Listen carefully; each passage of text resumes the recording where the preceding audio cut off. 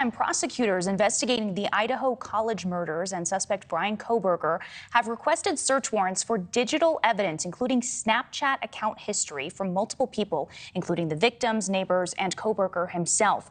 Authorities have issued search warrants for Snapchat data from the end of June through August of last year for the 4 victims, their roommates, and alleged killer Bryan Kohberger.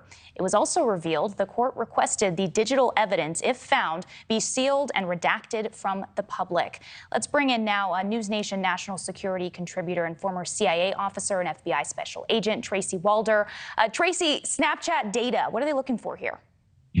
Well, thank you for having me, Brooke. Really what they're looking for is a couple different things. I think they're, one, trying to establish a digital timeline in terms of when all of this happened. But I also think, too, there's been a lot of question whether or not Kohberger had any interaction with any of the victims in the past. And really, the reality is this is how most 20-year-olds plus communicate, is through these kinds of apps. And so, quite frankly, I think they're going to get far more from Snapchat than they are from text messages and things of that nature, in order to determine Kohberger's relationship, if any, with the victim. So I actually think this is an excellent move on the part of the prosecution. What does digital evidence, though, do for the prosecution in this case? So a couple things, I am a fan of digital evidence. The reality is, and we saw this in the Murdaugh trial, digital evidence doesn't necessarily lie. And a lot of times in digital evidence, particularly on apps like Snapchat and the like, people's guards are really down. And so you are really getting a true sense of what they are doing. And so they're going to be able to probably establish some kind of geographical timeline too, in terms of when some of these Snapchats were accessed, where some of these videos were made, and when communication, if there was any, between Kohberger and the victims was made. And so that's really something that the prosecution can rely on, and something that's pretty solid in terms of evidence that would be difficult for the defense to really mitigate. Right, because it's not just getting the digital evidence, though. How well does something like that hold up in court? Is it hard for evidence or digital evidence to really make it into the courtroom and be heard by jurors?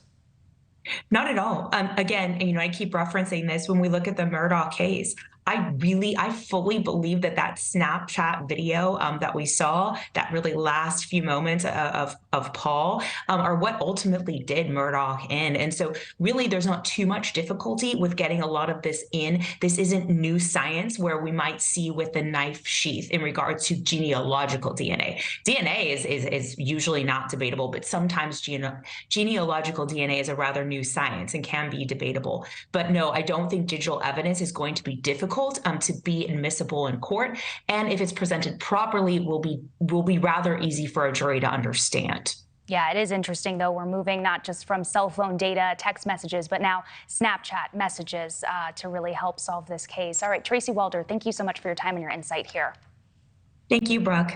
Thank you for watching. Go to newsnationnow.com to find NewsNation on your television provider. And don't forget to click the red subscribe button below to get more of NewsNation's fact-driven, unbiased coverage.